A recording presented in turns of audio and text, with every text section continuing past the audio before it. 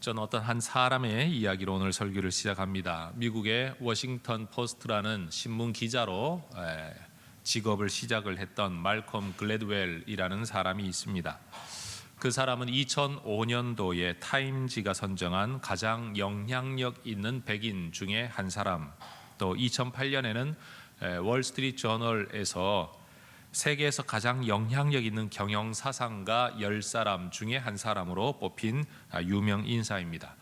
티핑 포인트, 블링크, 아웃라이어라는 이런 책들 한국에도 전부 다 번역되어져서 출간되어졌는데 전 세계적으로 그가 쓴 책이 1000만 부 이상 사람들에게 팔려져서 읽혔다고 합니다. 올 연초 들어서면서 이분의 책이 새로 하나 번역 출간되어졌는데 주제는 강자를 이기는 약자.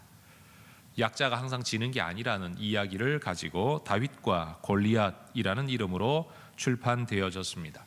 목사 입장에서는 이 경영하는 사람이 어떻게 이렇게 또 다윗과 골리앗 이야기를 이렇게 적고 있나 관심이 있어서 읽게 되었습니다. 여러분, 약하면 당연히 질 수밖에 없다라는 명제를 진리처럼 받아들이고 우리는 이 세상에서 지지 않으려고 아주 아등바등하며 살아갑니다. 그런데 이 사람은 말합니다. 강하다고 반드시 이기는 것도 아니고 약하다고 반드시 지는 게 아니다.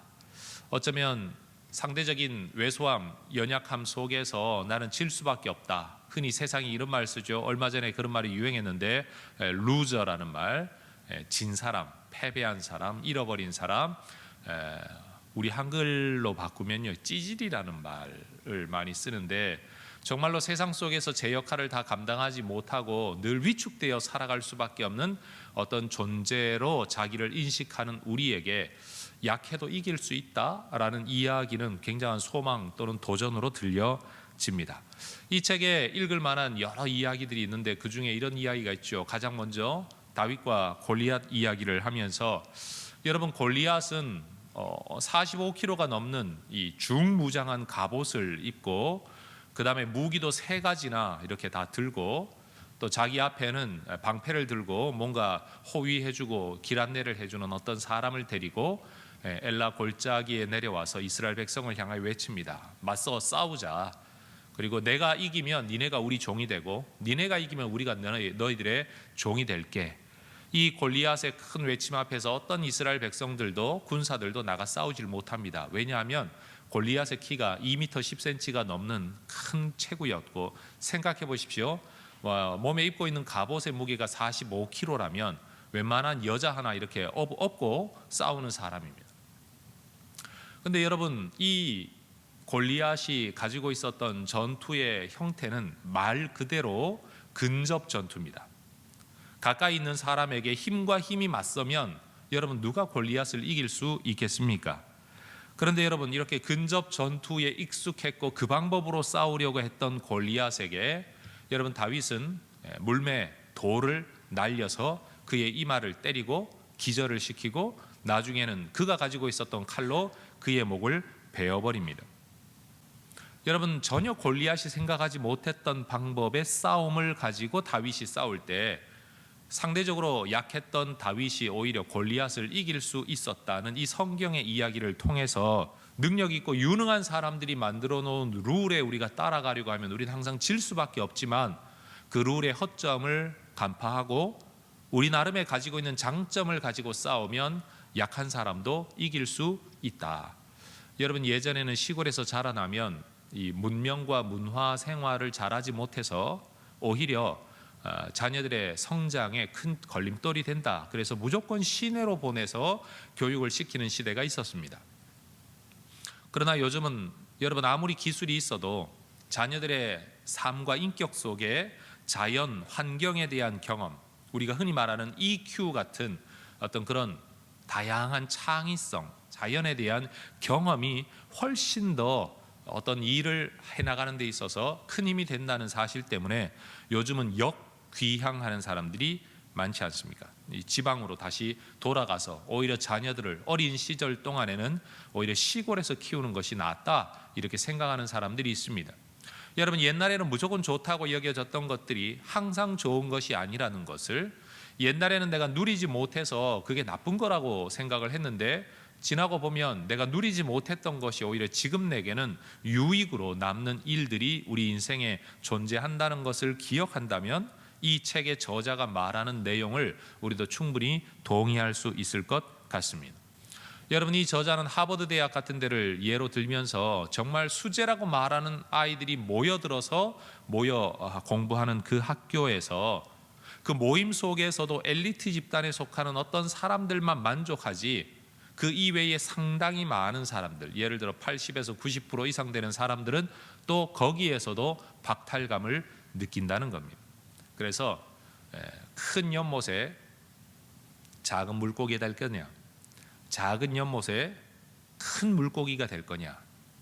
그래서 여러분, 오히려 중소기업에서 인정받는 직원으로 사는 것하고요, 대기업에서 천덕꾸러기처럼 대접받고 사는 것하고 삶의 질은 완전히 다르다, 이런 이야기도 이 저자는 들려줍니다. 어쨌든 이 연초 저는 여러분에게 이 책을 한번 읽어보시라고 권하고 싶습니다. 일단은 성경 이야기가 모티프로 되어져 있기 때문에도 그렇지만, 여러분, 상대적으로 우리는 늘 약하다, 나는 부족하다, 가진 게 없다, 아는 게 없다, 자원이 없다, 인맥이 없다, 늘 부족하다고 여기는 우리가 정말로 승리의 길은 없는 것인지 한번 고민해 볼 수 있는 기회가 되면 좋겠습니다. 여러분, 삶을 살아가면서 거대한 파도처럼 밀어닥치는 세상 앞에서 때로는 당당하게 맞서 보겠노라고 다짐할 때도 있지만, 그렇게 배짱 있게 세상에 맞서기에는 우리는 너무 왜소해 보이고 세상은 너무 거대해 보이는 게 사실입니다. 신앙의 영역에서도 이 상황은 동일합니다. 믿음을 가지고 내가 세상과 맞서 보겠다, 때로 설교를 듣고 기도하고 은혜를 받았을 때는 가능한데, 정작 세상 앞에 서보면 세상은 절대 다수이고 나는 절대 소수라는 사실을, 세상은 엄청난 힘과 능력을, 권력을 가지고 있는데 나는 아무것도 가지고 있지 못하다, 이렇게 느껴서 믿음대로 사는 것이 정말 힘든 일이라고 자포자기하게 되는 경우가 있다는 겁니다. 여러분, 우리는 세상에 맞서지 못하고 세상을 이기지 못하는 우리를 믿음 없기 때문이라고 단정을 짓습니다. 그리고 내가 믿음이 없는 이유는 내가 무슨 기적을 보지 못했기 때문이다 라고 또 해석을 합니다. 그런데 여러분, 성경을 보면 기적을 경험한 사람들이라고 해서 항상 믿음을 가지고 살았던 건 아닌 것 같습니다. 지금부터 약 3,500년 전에 이스라엘 백성들이 애굽에서 나오면서 하나님의 불구름 기둥, 홍해 바다를 가르는 이런 기적을 경험하고 나서도 그들이 정작 하나님이 인도하시는 땅 가나안에 들어가기 직전에 그들은 정탐을 통하여서 자기들 스스로를 규정짓기를, 여러분, 가나안 족속은 거인이고 우리는 메뚜기다라고 표현을 했습니다. 따라합시다. 거인과 메뚜기.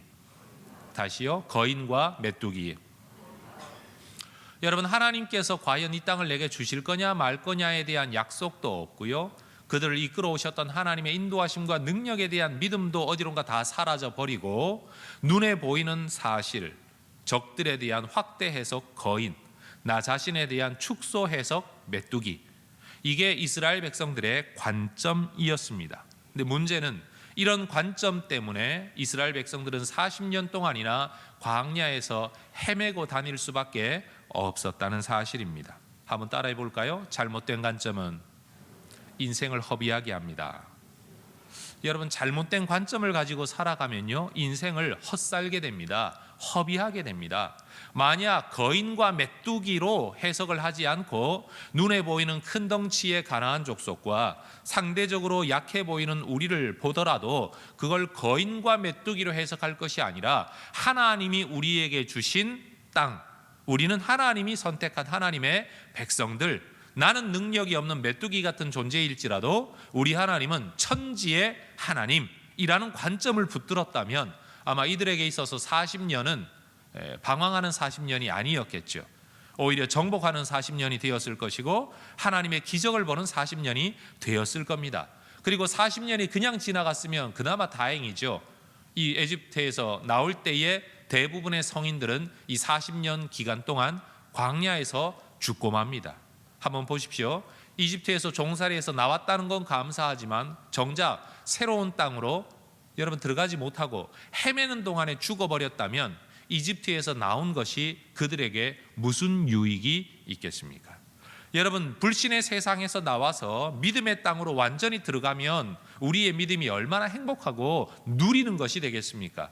그런데 신앙생활하면서 살아가는 것이 광야 40년을 방황하듯이 그저 뺑뺑뺑뺑 고생만 하는 인생이라면 신앙생활이 우리에게 무슨 기쁨이 되겠습니까? 다시 한번 따라해 볼까요? 잘못된 관점은 인생을 허비하게 합니다. 여러분 꼭 기억하시기 바랍니다. 올 한 해 우리가 정말로 하나님의 소원과 계획을 이루어 주시는 역사를 경험하기를 원한다면 어쩌면 우리 마음속에 고착되어진, 아니면 뭘 보더라도 자꾸만 불신앙적으로 해석을 하는 이 잘못된 관점이 바뀌어야 될 거라고 생각을 합니다. 여러분, 누가 보더라도 상대적인 약점을 가진 연약한 우리가 만약 그러한 거인 골리앗이라도 맞서겠다라는 용기가 있다면, 도전이라도 한다면, 여러분 기적이 나타날 기회라도 있지만 만약 도전조차 하지 않는다면 우리 인생에 무슨 반전이 있겠습니까? 그래서 여러분, 이런 말도 가능하겠죠. 도전 없는 인생에는 반전도 없다. 안 그래요? 살던 대로 사는 인생에 무슨 변화가 있겠습니까? 또 관점이 바뀌지 않으면 우리의 삶도 바뀌지 않는 법입니다. 이 말을 듣고 있는 여러분들의 마음속에 곧장 이런 질문이 떠오를 수 있을 겁니다. 능력이 없는데 어떡하느냐? 가진 게 없는데 어떡하느냐? 없다는 거, 약하다는 거, 그게 사실인데 뭘 어떡하느냐? 맞습니다. 능력의 한계를 느끼지 않는 사람 아무도 없습니다. 도움 얻을 누군가가 없는 사람들은 자기 힘으로 살아야 하고, 자기의 힘이 없다고 여기면 결국 주저앉아 버릴 수밖에 없는 게 세상의 법칙입니다. 그러나 여러분, 바로 이 자리에서부터 신앙인과 자연인이 구분됩니다. 신앙인은 하나님을 섬기는 사람이죠. 하나님을 붙드는 사람이죠. 하나님의 능력이 나와 연결되어져 있는 사람입니다. 자연인은요, 태어난 대로 살다가 살던 대로 살다가 세상 모든 사람들처럼 죽어갈 사람들, 그들의 사고방식을 가지고 사는 사람들이 자연인입니다. 우리가 흔히 쓰는 말로 하면 불신자라는 말입니다. 자연인과 신앙인. 자연인들은 그렇게 생각합니다. 내가 가진 것이 없으면 나는 아무것도 할 수 없다. 그러나 신앙인은 이렇게 생각합니다. 내가 가진 것이 없어도 하나님은 하실 수 있다. 여러분, 여기가 바로 믿음의 사람과 불신의 사람이 차이를 가지고 오는 자리입니다. 여러분은 어떤 자리에 서 계십니까? 오늘 우리가 읽었던 1절의 말씀을 보면 예레미야는 감옥에 갇혀 있습니다. 아무것도 할 수 없는 상황입니다. 그러나 우리나라입니다. 예레미야는 갇혔어도 하나님은 갇히지 않았습니다. 예레미야는 아무것도 할 수 없지만 하나님은 무슨 일이든지 하실 수 있습니다. 바로 그 하나님께서 갇혀있는 예레미야에게, 아무것도 할 수 없는 예레미야에게 골리앗처럼 맞서기 힘든 세상의 권력 앞에 버림받은 예레미야에게 나타나셔서 말씀하시는 겁니다. 3절 뭐라고 말씀하죠? 같이 읽어볼까요? 3절입니다. 너는 내게 부르짖으라. 내가 너에게 응답하겠고 내가 알지 못하는 크고 은밀한 일을 너에게 보이리라. 크고 은밀한 일을 너에게 보이리라. 어떤 일이요? 네가 알지 못하는 일, 네가 생각지도 못했던 일. 여러분, 아무것도 할 수 없을 때에 우리 믿음의 사람들이 할 수 있는 것이 있습니다. 또 아무것도 할 수 없다고 여겨질 때에 우리가 해야 할 것이 있습니다. 그게 뭘까요? 하나님께 부르짖는 겁니다. 우리 하나님은 이론상으로만 존재하는 분이 아닙니다. 또 네 인생 네 거니까 네가 알아서 살아라, 이런 분도 아닙니다. 하나님은 우리의 삶에 들어오기를 원하시고 우리의 삶과 연결되기를 원하십니다. 여러분, 자식을 낳아놓고 이제 네 인생 네가 살아라 던져놓는 부모가 누가 있습니까? 여러분, 자식을 낳았으면 연결되기를 원하는 거죠. 아이 때문에 내가 기쁘고 나 때문에 아이가 기뻐하는 이런 관계를 맺고 살아가는 것은 하나님이 이 세상을 만드신 법칙의 연장선에 있는 겁니다. 여러분, 하나님께서 이 세상을 만드시고 이 세상을 얼마나 귀히 여기시고 돌보는 분이신가에 대한 하나님의 성품이 이 모든 피조 세계 안에도 반영되어져 있다는 사실을 우리는 알아야 합니다. 하나님은 우리 안에 계시기를 원하시고 우리는 하나님 안에 머물기를 우리 하나님 원하고 계시는 겁니다. 이게 신앙입니다. 신앙은요, 우리가 하나님을 위해서 정해진 장소, 정해진 시간에 무슨 예식을 행하는 것이 신앙이 아닙니다. 하나님을 신앙한다는 것은 하나님을 인정하고 하나님과 동행하는 것을 말하고 내 인생이 하나님과 연결되는 것을 의미합니다. 그렇기 때문에 여러분, 아무것도 할 수 없을 때에 부르짖으라는 이 하나님의 말씀은 부르짖음이라는 방법을 통해서 하나님과 우리의 인생이 연결되게 하시겠다는 하나님의 방법입니다. 여러분, 어두운 방에 들어가서 불을 켜려면 어떻게 해야 되죠? 스위치를 누르면 됩니다. 이건 약속이에요. 사회적인 약속인 겁니다. 불이 항상 켜져 있으면 전기 소모량이 많으니까 필요할 때만 켰다가 필요 없을 때는 끄자. 그거 어떻게 하면 좋을까? 접촉시켰다가 접촉을 떼면 되는 거니까 이 약속을 하자.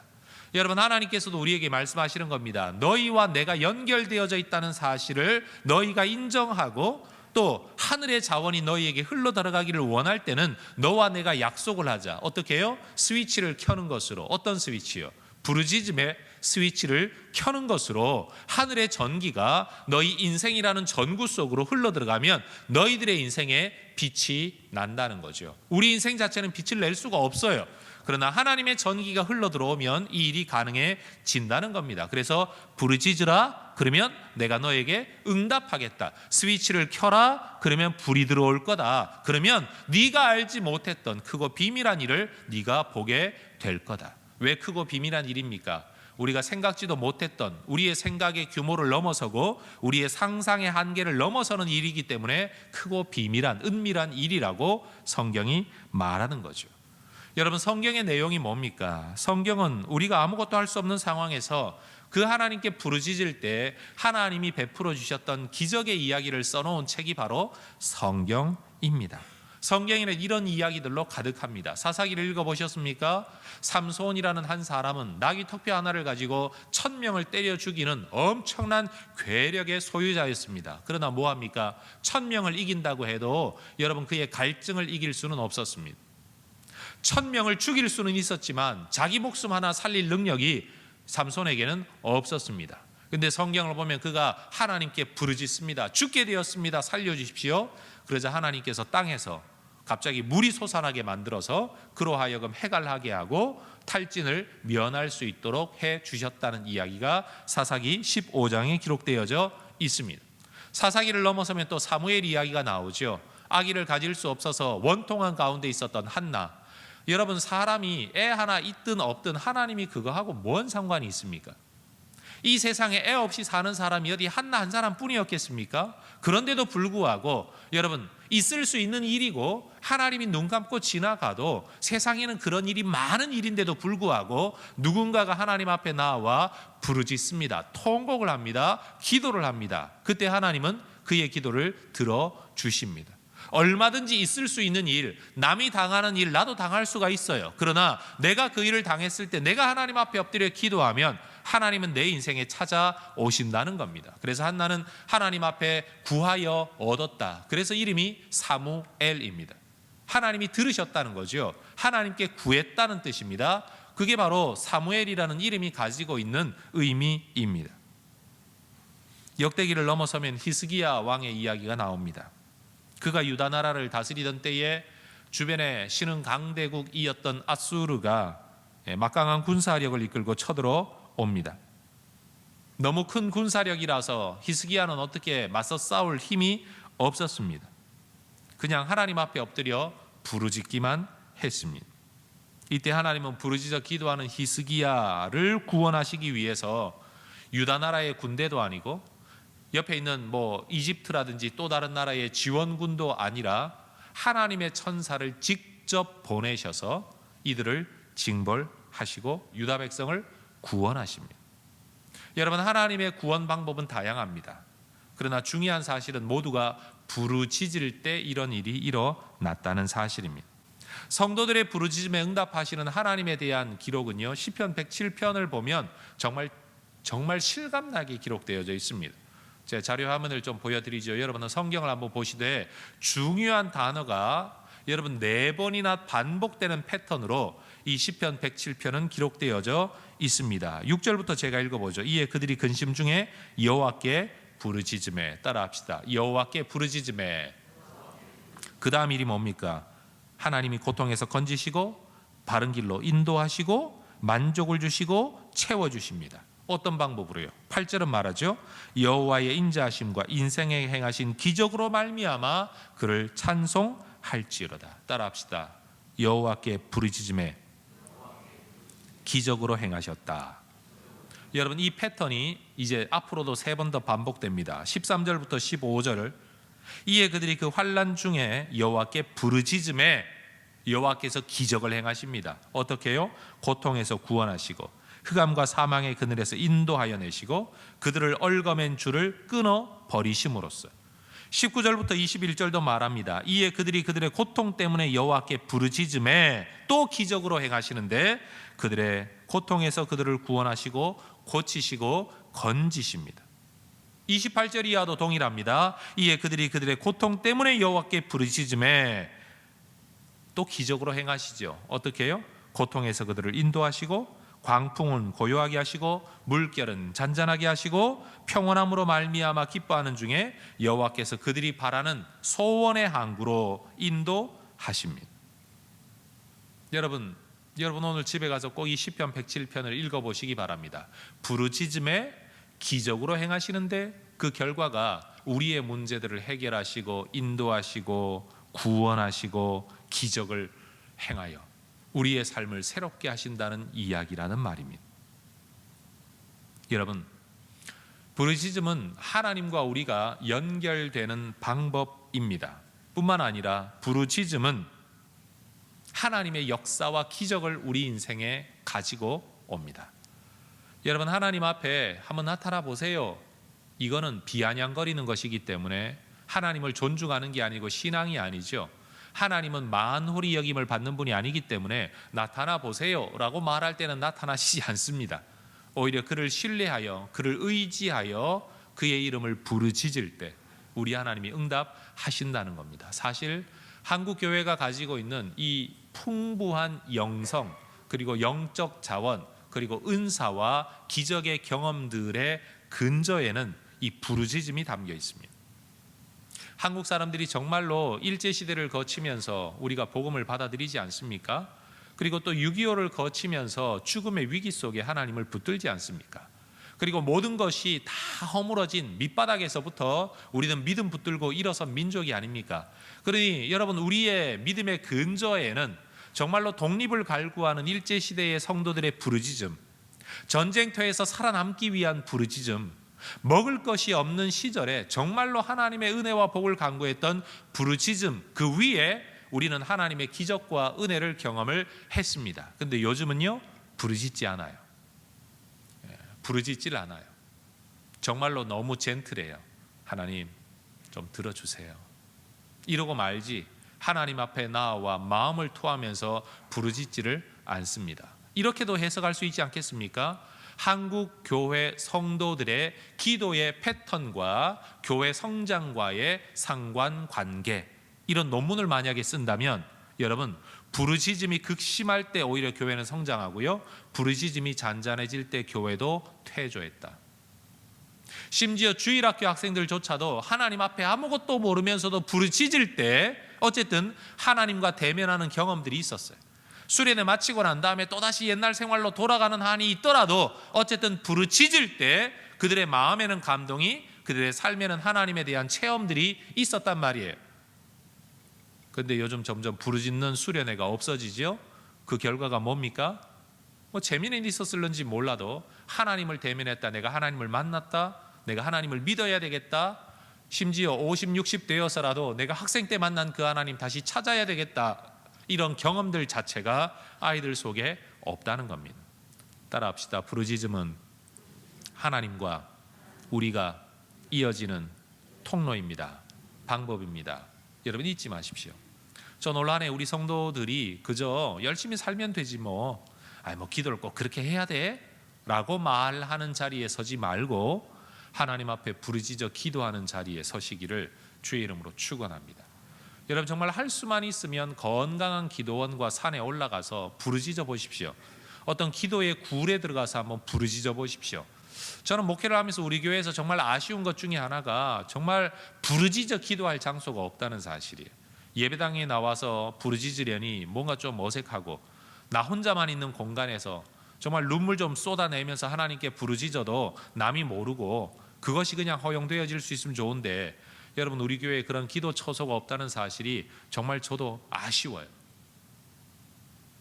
여러분 이 부르짖음의 기도를 우리가 회복할 수 있으면 좋겠습니다.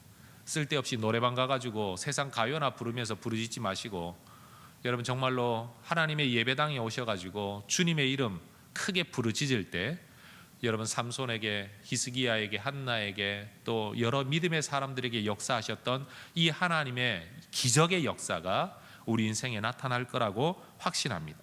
여러분 이러한 명령은 하나님의 성품에서 기인합니다. 왜요? 2절은 이렇게 말하죠. 일을 행하시는 여호와. 말을 바꾸면 이겁니다. 따라합시다. 여호와는 일을 행하시는 분입니다. 여호와는 일을 만드는 분입니다. 여호와는 일을 성취하시는 분입니다. 여러분 이게 2절에 나타나 있는 표현을요, 우리의 표현으로 바꿔놓으면 바로 이런 구절이에요. 하나님은 이 말씀을 통해서 당신이 어떤 분인지를 드러내십니다. 하나님은요, 아무 일도 하지 않고 가만히 앉아 있는 거 싫어하세요. 다시 말하면, 우리 말로 하면 우리 하나님은 어쩌면 일 중독쟁이인지도 모릅니다. 왜요? 일을 끊임없이 만들거든요. 그리고 일하기를 기뻐하세요. 예수님도 이렇게 말씀하셨죠. 내 아버지께서 이제까지 일하시니 나도 일한다. 여러분 우리 하나님은 일하시는 분이에요. 그리고 일하기를 기뻐하시는 분이에요. 그리고 시작한 일은 반드시 끝을 내는 분이에요. 이 구절에서 사용되어진 두 개의 이 히브리어의 분사형 동사가 있다고 합니다. 하나는 오시아라는 단어래요. 만들다라는 단어. 또 하나는 요째라는 단어랍니다. 짓다. 여러분 만들고 짓다라는 이 단어는 창세기 2장과 3장에서 사용되어진 천지를 만드실 때에 하나님의 일을 묘사할 때 쓰여진 단어라는 거죠. 그러니 여러분 이 예레미야 33장의 이 말씀은 창세기의 말씀과도 이어집니다. 하나님이 천지를 만드시고 지으셨듯이 하나님은 이 천지가 만들어진 세상 속에서 또다시 일을 지어가시는 분이다. 일을 만들어가는 분이시다. 하나님은 세상을 창조하셨듯이 일을 창조하시고 세상을 경영하시듯이 일을 경영하신다는 겁니다. 여러분 이것이 바로 우리 하나님께서 일하시는 방법이고 하나님의 의지, 하나님의 계획입니다. 우리가 부르짖을 때에 우리 하나님께서 일을 하신다는 겁니다. 다시 말해 하나님은 일하려는 계획을 가지고 계실 때 이 계획을 사람의 마음속에 소원으로 주시고, 사람이 이 소원을 가지고 부르짖어 기도할 때에 하나님은 그 계획대로 일을 실행하신다는 거예요. 하나님은 우리와 더불어 일하기를 기뻐하십니다. 그 결과가 이 예레미야서 33장에 6, 7, 8, 9 이렇게 이어지죠. 그 내용을 제가 한번 읽어보겠습니다. 보라, 내가 이 성읍을 치료하며 고쳐 낫게 하고 평안과 진실의 풍성함을 그들에게 나타낼 것이며. 언제요? 부르짖을 때. 부르짖을 때 치료한다. 부르짖을 때 고친다. 부르짖을 때 낫게 한다. 부르짖을 때 나타낼 거다. 너희들이 부르짖을 때 이스라엘의 포로를 돌아오게 할 거고, 너희들이 부르짖을 때 너희들의 처음과 같이 세워주게 될 것이며, 너희가 부르짖을 때 너희의 죄악에서 정하게 하고, 너희가 부르짖을 때 모든 죄를 사해 주겠다. 여러분 어떤 면에서 회개의 기도도 부르짖음이어야 된다는 내용, 오늘 성경은 우리에게 가르쳐 줍니다. 그리고 9절의 말씀 같이 한번 읽어볼까요? 이 성읍이 세계 열방 앞에서 나의 기쁜 이름이 될 것이며 찬송과 영광이 될 것이요, 그들은 내가 이 백성에게 베푼 모든 복을 들을 것이요, 내가 이 성읍에 베푼 모든 복과 모든 평안으로 말미암아 두려워하며 떨리라. 우리가 언제 세계 열방 앞에서 하나님의 기쁜 이름이 됩니까? 대답해 보세요. 언제요? 부르짖을 때요. 내 능력이 많아질 때, 내가 더 멋지게 살아갈 때가 아니라 하나님이 이렇게 말씀하십니다. 너희가 부르짖을 때, 너희의 부르짖음으로 내가 너희의 삶에 간섭하고 너희의 삶에 일할 때 너희들은 나의 기쁜 이름이 될 거다. 오늘날 한국 교회가 이런 이야기를 참 많이 합니다. 사회적 책임을 다하지 못한다라고 말하지만 제가 보기에는 사회적 책임을 다하지 못하는 게 아니라 하나님께 부르짖질 않아요. 하나님이 나타나실 여지가 없어요. 우리의 윤리성이 떨어져서가 아니라 하나님께 부르짖지 않기 때문에 하나님이 역사하시지를 않는다는 거죠. 우리가 언제 하나님의 찬송과 영광이 됩니까? 부르짖을 때예요. 언제 세상이 하나님이 살아계시다는 것을 알게 됩니까? 우리가 부르짖을 때예요. 온 세상이 하나님을 인정하고 두려워 떨게 되는 때가 언제입니까? 부르짖을 때입니다. 갇힌 인생 예레미야에게 찾아오신 하나님, 그리고 부르짖으라고 말씀하시는 하나님은 오늘 우리에게도 말씀하시는 거죠. 갇힌 것처럼 앞뒤가 다 막혀 있고 좌우가 다 막혀 있는 우리에게 찾아오셔서 말씀하시는 겁니다. 부르짖어라. 네가 상상하지 못했던 일을 나는 너에게 행하기를 나는 기뻐한다. 네가 알지 못했던 일을 행하는 것을 나는 기뻐한다. 그러나 아무한테나 일을 하지는 않는다. 너희가 부르짖을 때 내가 이 일을 하겠다. 하나님께서는 인간 역사 속에서 어떤 일을 계획하고 이루어 가실 때 사람 마음 속에는 소원을, 그리고 두 번째로 그 소원을 붙들고 하나님께 부르짖어 기도하는 사람을 통해 역사하십니다. 이 하나님에 대한 신앙에 근거해서 여러분, 일을 만들고 계획하시는 하나님의 계획이 우리의 마음속에는 소원으로 응합니다. 하나님의 계획이 우리의 소원으로, 우리의 부르짖음이 하나님의 능력과 만나게 될 때, 그때 우리 인생에는 말 그대로 스파크가 일어나는 겁니다. 두 개의 극이 스위치를 누를 때 만나 전등에 불이 들어오는 것처럼 하나님의 계획이 우리의 소원과 우리의 부르짖음이 하나님의 능력과 만나는 자리, 그 스위치가 뭐라고요? 부르짖음이라고요. 그 자리에서 하나님의 역사가 나타난다는 겁니다. 이렇게 될 때 우리의 삶에는 하나님의 영광이 나타나고 세상은 하나님을 하나님으로 알게 되고 잃어버린 영혼들도 그 하나님 앞에 머리 숙이고 돌아와 예배자로 서게 되는 이 일, 진정한 전도도 어디에서부터 시작되어지느냐? 부르짖음에서 시작되어진다는 겁니다. 이것이 여러분 하나님 나라를 이루어 가시는 우리 하나님의 계획입니다. 1967년에 아랍 세계와의 전쟁에서 단 6일 만에 이 전쟁을 이스라엘의 승리로 이끌었던 이스라엘의 국방장관이 모세 다얀이라는 장군이죠. 그가 여러분 이 다윗에 대해서 평한 글이 있다고 합니다. 그 글에서 그는 다윗을 이렇게 말했습니다. 다윗의 위대함은 자신보다 강한 적을 상대로 싸우겠다고 나선 그의 용기가 아니다. 우린 흔히 말하기를 죽기를 각오하고 정말로 자기보다도 더 강한 상대를 향해서 싸우겠다고 나선 다윗 얼마나 대단하냐라고 말하지만, 이 모세 다얀 장군은 말하기를 그게 그의 위대함이 아니다. 그의 진정한 위대함은 나약한 자신의 장점을 파악해서 더욱 강해질 수 있는 무기의 활용법을 알고 있었다는 것이다. 아무래도 군인의 입장에서는 그는 그렇게 말을 했습니다. 여러분 6.1 전쟁 혹시 알고 계십니까? 이스라엘이라는 아주 조그마한 꼬맹이 나라가 온 아랍 연방과 맞서서 6일 만에 그냥 전쟁을 끝내버리고 말았던 전설적인 이야기죠. 아마 그는 자기 이야기를 하고 싶었는지도 모릅니다. 우리는 작지만 그가 숨겨진 비밀 무기가 있다라고 말을 할 때, 여러분 그 비밀 무기에 대해서 수많은 언론들은 이게 무슨 핵무기냐 뭐냐라고 말할 때 사실 그는 하나님을 염두에 두고 그 이야기를 했었습니다. 세상 사람들은 눈에 보이는 무기만을 가지고 작은 나라는 큰 나라를 이길 수 없다. 그것도 큰 나라가 한 나라가 아니라 연합군이었잖아요.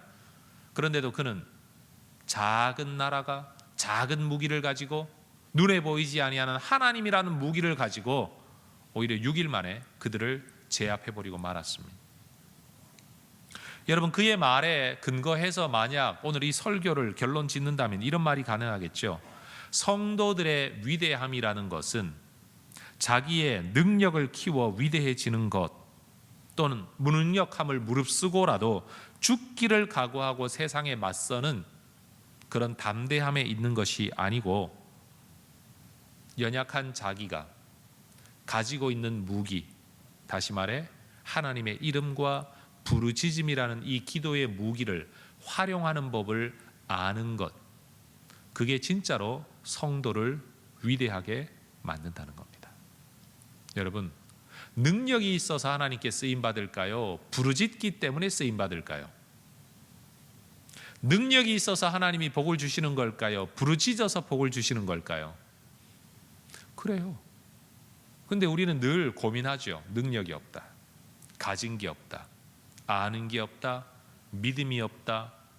언제나 없다는 타령만 하고 살아요. 그러면서 없는 것 때문에 내가 이러고 사는 게 당연한 것으로 하나의 현실일 뿐인 지금을 무슨 진리인 것처럼, 운명인 것처럼 우리는 받아들이고 삽니다. 그래, 다윗은 골리앗을 이길 수 없어. 그래서 전 여러분들과 이 이야기를 나누고 싶은 겁니다. 여러분, 덩치가 작고 전쟁 경험이 전무했던 무명의 소년 다윗이 전쟁터에서 평생을 살아온 유명한 덩치가 굉장히 큰 골리앗에게 반드시 패할 수밖에 없다라는 것은 세상의 상식입니다. 뭐 틀린 생각은 아니에요. 그러나 맞는 생각도 아니죠. 힘센 사람이 반드시 이긴다, 세상이 반드시 이긴다, 가진 사람이 반드시 이긴다, 눈에 보이는 게 전부다라고 믿는 세상 속에서 여러분, 연약한 우리가 하늘의 자원, 이 부르짖음이라는 방법을 사용할 때 그들을 이길 수 있다는 것을 드러내고 보여주는 것, 어쩌면 이것이 이 세상 속에서 여러분, 우리 그리스도인들이 해야 할 하나님 나라의 일일지도 모릅니다. 눈에 보이는 게 전부라고 믿고 살아가는 세상 속에서 아니다, 눈에 안 보이는 하나님이 계시다는 걸 드러내려면 여러분, 우리가 강자가 되어서 세상에 군림하는 게 아니라는 거죠. 여러분, 한번 생각해 보십시오. 서방 세계가 여러분 정복과 식민지 정책을 하면서 기독교의 십자가를 앞세우고 기독교 복음을 앞세우고 들어가 그들을 권력과 힘으로, 강한 힘으로 인디언을 제압하고 여러분 남미를 다 제압을 하고 수많은 동남아 나라들을 다 제압을 했었지만 여러분, 그 결과가 뭡니까?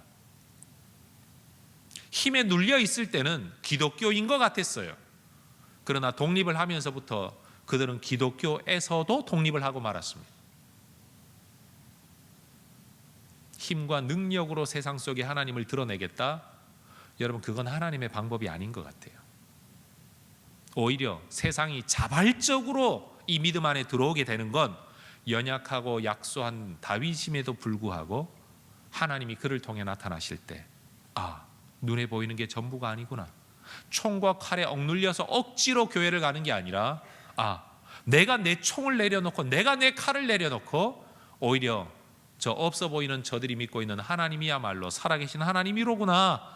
여러분, 그렇게 나아가게 되는 것이야말로 진짜 하나님의 선교 정책 아니겠습니까? 그러면서 이 땅을 살아가는 우리 여러분, 뭔가 좀 더 가지고 좀 더 군림하고 좀 더 힘이 있으면 야, 보란듯이 예수 믿는 믿음을 말할 수 있을 것 같은 그런 유혹이 우리에게 찾아오겠지만 여러분, 하나님은 우리가 오히려 부르짖는 가운데 우리의 힘이 아니라 하나님의 힘이 드러나게 되어서 사람들이 주께로 돌아오는 것을 더 원하신다는 겁니다. 그런데 어떤 걸 계기로 이런 일을 이루시느냐? 바로 우리의 소원이라는 겁니다. 우리가 아무리 강하든 약하든 우리를 우리 이상 되게 만들어주는 유일한 무기는 부르짖음입니다. 소원을 품고 부르짖는 기도를 통해서 올 한 해 이 하나님의 역사를 여러분의 인생 속에서 누리시게 되기를 주의 이름으로 축원합니다. 기도하겠습니다.